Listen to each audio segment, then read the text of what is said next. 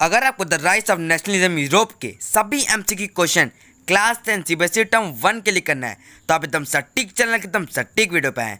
Hello दोस्तों, मैं कृष्णा और आप देख रहे हैं एनसीईआरटी वाले मास्टर जी। तो बिना कोई कैरी मिनाटी डायलॉग बोले स्टार्ट करते हैं।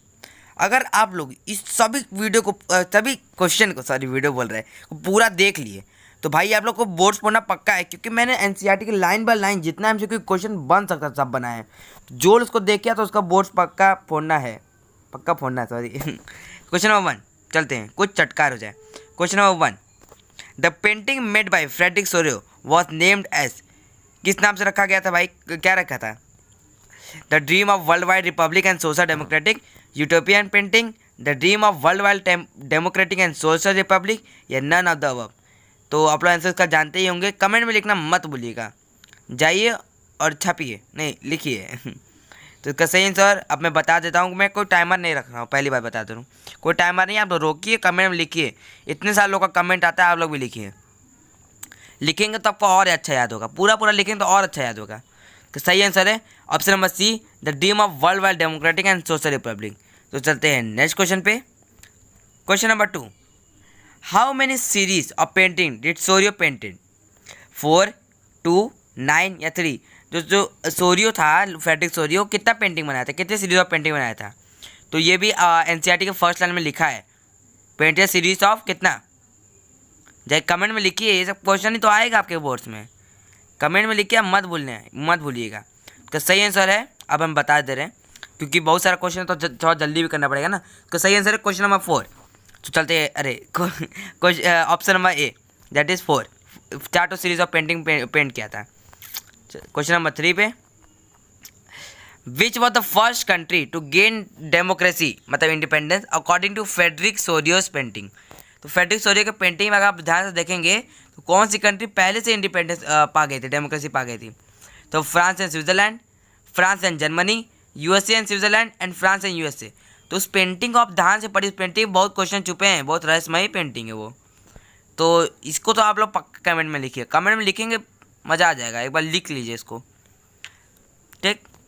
इसका सही आंसर आप बता दे रहे हैं। इसका सही आंसर है option number C, USA and Switzerland. का सही आंसर है option number C, USA and Switzerland. तो चलते हैं नेक्स्ट क्वेश्चन पर, ध्यान से क्वेश्चन को पढ़ लीजिए और उसका पीडीएफ नीचे डिस्क्रिप्शन में दिया हुआ है, तो पीडीएफ डाउनलोड कर लीजिए, बाद में फ़ायदा देगा अगर आपको सही में, अगर सीरियस आपको 40 में 40 चाहिए। Question, French revolution started in, तो एकदम बच्चों वाला सवाल है, तो इसको कोई टाइमर नहीं, कुछ नहीं। इसका सही आंसर है ये 1789, ठीक। तो आप लोग डिस्क्रिप्शन में दिया पीडीएफ डाउनलोड कर लीजिए, क्योंकि बार बार तो मैं वीडियो देखेंगे नहीं, एक बार देख लिए, मतलब इसमें टाइम भी लगता है वीडियो में ना। वैसे पीडीएफ फट आंसर आप लोग बता देंगे तो ट्रिगर मिल जाएगा। तो question number 5, Napoleon code of 1804 was known as, तो लाइन बाई लाइन बनाया, तो ये सब क्वेश्चन तो एकदम देना ही चाहिए। Civics code French code, Napoleon code, या फिर सिविल कोड। तो जाइए, बस इसको तो लिखना एकदम आसान है। क्वेश्चन नंबर 5 जो भी ऑप्शन सही है, A B C D जो भी सही है, तो जाइए लिख लीजिए। इतने सारे लोग कमेंट लिख रहे हैं, आप भी लिखिए। बहुत आप लोग बहुत अच्छा रिस्पॉन्स दे रहे हैं, सब पढ़ने वाले बच्चे बैठे हैं मेरे क्लास में, अरे मेरे सब्सक्राइबर्स में। तो सही आंसर है डी, सिविल कोड। चलते हैं नेक्स्ट क्वेश्चन पे। Question number 6, Latin root liber means, अब लिबर का मीनिंग क्या होता है? तो ये सब एकदम बारीकी से लिखे हैं, तो इसलिए मतलब बारीकी से देख के क्वेश्चन बनाए, सब टाइपिंग किए, ये किए, वो किए, वगैरह वगैरह। तो आप सब्सक्राइब करना मत भूलिएगा। सही आंसर, चलिए, लिबर का लैटिन मीनिंग क्या होता है लिबर का? तो आप लोग जानते होंगे लिबर का मीनिंग फ्री होता है। जैसे लिबरलिज्म का मतलब लिबर का मीनिंग जो होता है तो फ्री होता है, आप वहाँ पे लिखा भी है। तो question number 7, Zollverein a custom union was formed by the initiative of dash in dash, मतलब किसका हुआ था और कब हुआ था ये भी बताना। जर्मनी 1835, प्रूसिया 1834, जर्मनी 1974 और प्रूसिया 1974। सही आंसर आप लोग जानते होंगे या नहीं होंगे तो आप ही लोग पर डिपेंड करता है। इसका तो अब सही आंसर बता दे रहे हैं, अगर आप लोग को लिखना है कमेंट में जाके लिख लीजिए। तो सही आंसर है ऑप्शन नंबर बी, प्रूसिया 1834। चलते हैं नेक्स्ट क्वेश्चन पे। Question number 8, this union reduce the number of currency from over 32। तो दिस यूनियन मतलब यहाँ पे ज़ोल्वेरिन की बात हो रही है। तो ज़ोल्वेरिन जो 30 करेंसी थी उसको कितना कम कर दिया? 30 से कितना कर दिया? 8 कर दिया, 7 कर दिया, 2 कर दिया, 1 कर दिया। तो अगर बारीक पढ़े होंगे तो आप लोग को पक्का पता होगा कि बारीकी से पढ़े होंगे। तो इसका सही आंसर आप बता दे रहे हैं, इसका सही आंसर है 7 नहीं, इसका सही आंसर है 2, ठीक, 30 से 2 कर दिया। चलते हैं नेक्स्ट क्वेश्चन पे। Question number 9, the Congress of vena is hosted by. तो कौन होस्ट किया था कांग्रेस ऑफ वेना को? तो इसको आप लोग जानते ही होंगे, आप लोग के टीचर भी बताए होंगे। गैरिबाल्डी, मैजीनी, ड्यूक मैटरनिक या फिर ए और सी दोनों? तो ए सी दोनों तो होगा ही नहीं कभी। तो सही आंसर आप लोग जानते ही होंगे। तो पेश होते हैं ड्यूक मैटरनिक। ये बहुत बकियाते हैं, बहुत बोलते रहते हैं। The objective of treaty of Vienna was to impair censorship on France, to undo all the changes that were done during Napoleon war, to keep France under monarchy, या to undo most of the changes that were done during Napoleon war बोल रहे हैं। तो क्या था treaty of Vienna का main objective? का सही आंसर, बस इतना लंबा लिखिएगा मत, बस समय बर्बाद होगा। बस लिखिए क्वेश्चन नंबर 10 का कौन जो भी ऑप्शन सही होगा। हम लोग बहुत लोग लिखते भी, बहुत अच्छा लगता है जब कमेंट पढ़ते हैं, बहुत मोटिवेशन मिलता है। तो सही एकदम एक्यूरेट आंसर, जब मेन ऑब्जेक्टिव हुआ था कि नेपोलियन वार में जितना भी चेंजेस हुआ था सबको अंडू करना। ऑल नहीं होगा यहाँ पे, ये तो फंस गया। इसका सही आंसर है the most of the changes. All नहीं, सब तो सब कुछ अच्छा भी कहते हैं नेपोलियन ना। तो most of the changes that were done during Napoleon war. तो आप लोग थोड़ा सा वर्ड पे भी दे देखिए, आप लोग फंस गए ना। यहाँ पे ऑल लिखा है, यहाँ पे मोस्ट लिखा है। ठीक, चलते हैं नेक्स्ट क्वेश्चन पे। Question number 11, Giuseppe Mazzini born in Genoa in थोड़ा सा अजीब क्वेश्चन है। कब पैदा हुआ था, बस इतना आपको बताना है। 1809 में, 1807 में, 1910 में, 1909 में? तो एकदम बच्चों वाला सवाल नहीं है क्योंकि इसको आपको याद करना है ना। तो सही आंसर है 1807 में। तो जल्दी पैदा हुआ था, ऐसे याद करते तो जल्दी पहले पैदा हुआ था ना, जब सब कोई भी यूनिफाई नहीं होता, ना इटली यूनिफाई था ना कुछ। तो 1807 में पैदा हो गया था, बहुत चीज़ किया भी था। Giuseppe Mazzini was sent to exile when he was only dash years old. तो कब एग्जाइल में गया था? एग्जाइल में तो जानते हैं ना क्या होता है एग्जाइल, चलिए बताइएगा कमेंट में। कमेंट में लिखे मत भूलिए, आलसी नहीं बनते। तो कब गया, कितनी साल में गया था जब एग्जाइल में? तो सही आंसर आप लोग जानते ही नहीं होंगे या जानते ही होंगे। सही आंसर 24। चलते हैं नेक्स्ट क्वेश्चन पे। The most dangerous enemy of the social order. बाप रे बाप, मोस्ट डेंजरस कौन है भाई? ये गुजिपी मजीनी केवर। अच्छा, कौन कहा है ये लाइन, कौन है ये तो आप लोग जानते ही होंगे, लिख दीजिए कमेंट में। और कौन कहा है? गुजिपी मजीनी, केवर, ड्यूक मैटरनिक या पीपल ऑफ फ्रांस? तो एकदम सिंपल क्वेश्चन, इसको मत लिखिए आप कमेंट में। तो सही आंसर ड्यूक मैटरनिक। बहुत बकिया था, बोले ना बहुत बकिया था ये। तो सही आंसर क्वेश्चन नंबर का सही answer option number C, duke Metternich. या अब question number 14, in which year were the weavers in Silesia led the revolt against the contractor. तो कौन से साल में उन लोग रिवॉल्ट करना स्टार्ट किए थे? कब खुला था भाई उन लोग का आग? 1845 में, 1887 में, 1852 में, 1987 में? तो इसका सही आंसर है, नहीं पहले कमेंट में लिखिए, लिखिए कमेंट में, आलस बना नहीं, अगर बोर्ड फोड़ना है तो लिखिए। सही आंसर है ऑप्शन नंबर ए, 1845 तब स्टार्ट किए थे। तो ये सब छोटा मोटा डिटेल आप लोग को याद करना पड़ेगा, तो याद कर लीजिए। The large land owners of Prussia were called, लिखा है वर होगा, तो क्या क्या कहा जाता है उन लोग को? Bunkers, feudal lords, feudal God या जंकर्स? तो अगर जर्मनी का यूनिफिकेशन पढ़ेंगे तो उसमें एकदम साफ साफ लिखा है, तो क्या कहा जाता है? तो इसको तो आप लोग कमेंट में लिखना ही लिखना है, लिखना ही लिखना है। इसका सही आंसर है हाँ, इधर से नहीं इधर से, हाँ इसका सही आंसर ये है। हाँ इसका सही आंसर जंकर, जंकर कहते थे उन लोग को, बंकर्स नहीं, बंक नहीं करते थे क्लास कोई। For 7 years how many Wars did Prussian army fought? तो 7 साल तक कितना वॉर्स प्रूशियन आर्मी फॉट किए थे? ये भी जर्मनी के यूनिफिकेशन में लिखा है, ध्यान से पढ़िए, ये भी मिलेगा। तो इसको तो कमेंट में लिखना भूलना ही नहीं है। तो जाइए लिखिए, रोकिए और जाइए, आलसपना एकदम नहीं। फोड़ना है ना आपको वर्ड्स, फोड़ना है कि नहीं? फोड़ना है, सबको फोड़ना है। तो इसका सही आंसर है ऑप्शन नंबर डी 3। 7 साल तक 3 बैटल चला था उन लोग में। उसके बाद कौन किंग बना था? कौन किंग बना था ये भी लिखिएगा। हाँ लिख भी दिया, सॉरी आपका बेकार कर दिया होमवर्क हम, कोई बात नहीं। Question 17, who was the chief minister of Kesar William one of Prussia? तो ए केवर, बी मैटरनिक या ऑटो वन बिस्मार्क या बोथ ए एंड बी? तो एकदम बच्चों वाला क्वेश्चन, बच्चों का भी बच्चों वाला क्वेश्चन। तो चाहिए कमेंट मत छापिए क्योंकि ये एकदम सिंपल क्वेश्चन है। इसका सही आंसर हम बता ही दे रहे हैं। तो इसका सही आंसर है ऑटो वन बिस्मार्क पधार रहे हैं, आधीनो जान सेंसा, कॉपीराइट आ जाएगा। Question number 18, in which year Germany unified? हाँ, इस क्वेश्चन को आप लोग कितनी बार सुन चुके होंगे।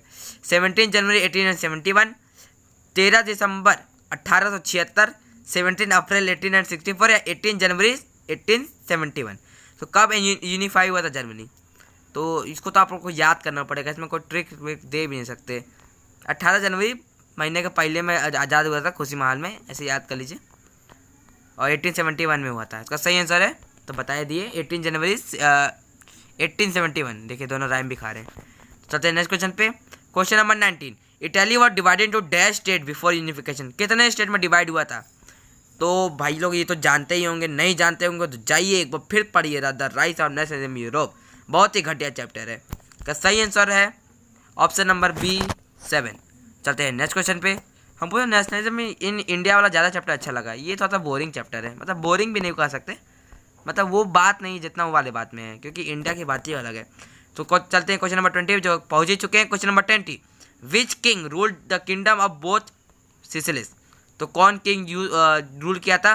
Pope king, bourbon king, Spanish king या नन ऑफ द अबव। तो भाई सब ट्रिकी क्वेश्चन है, तो अगर आप लोग ध्यान से पढ़े होंगे या फिर अपने टीचर से ध्यान से सुने होंगे, सोए नहीं होंगे लेक्चर में, तो उसका सही आंसर आप लोग जानते ही होंगे। तो पहले आप लोग इसको बताएंगे, क्योंकि ये थोड़ा सा ट्रिकी क्वेश्चन है, कहीं मिलेगा नहीं आपको, सब हैंडमेड है।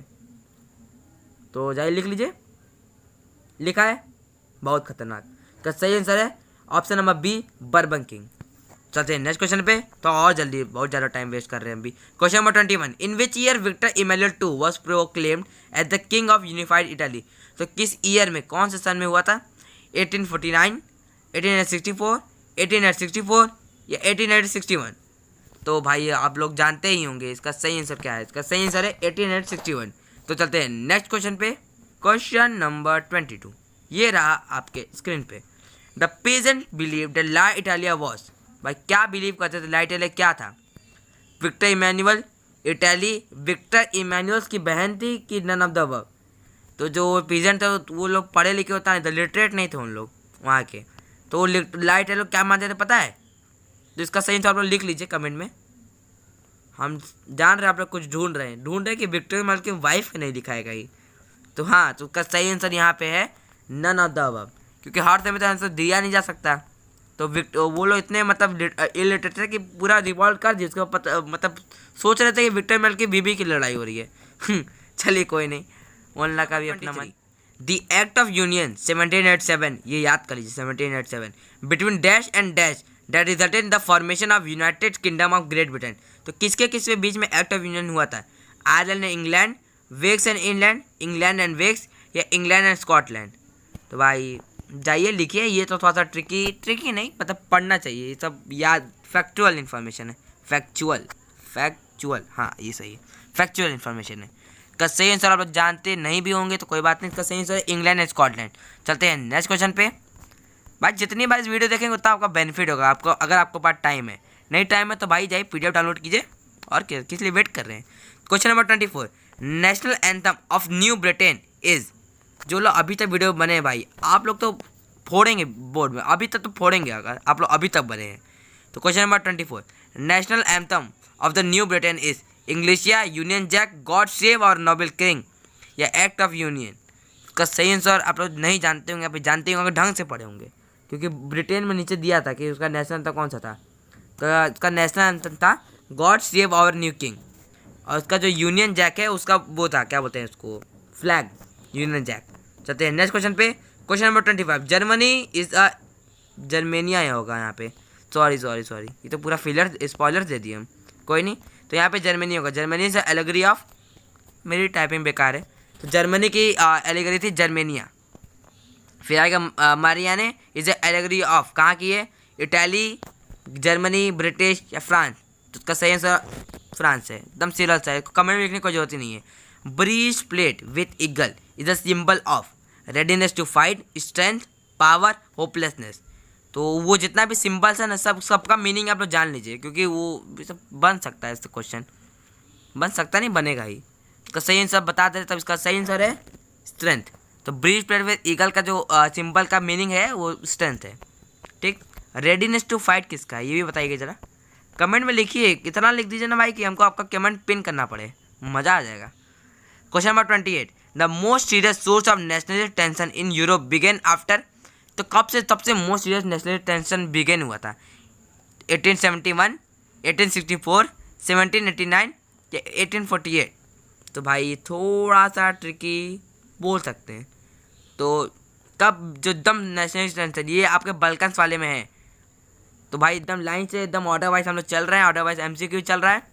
तो इसका सही आंसर हमें बताने की देरी आ गई, और इसको कमेंट में लिखिएगा क्योंकि ये थोड़ा सा ट्रिकी क्वेश्चन है। इसका सही आंसर है, इस सर्कल यूज़ करते हैं अब 18, अरे यार इससे बेकार है, इससे अच्छा तो यही है 1848 का 1848 बोल रहे हैं।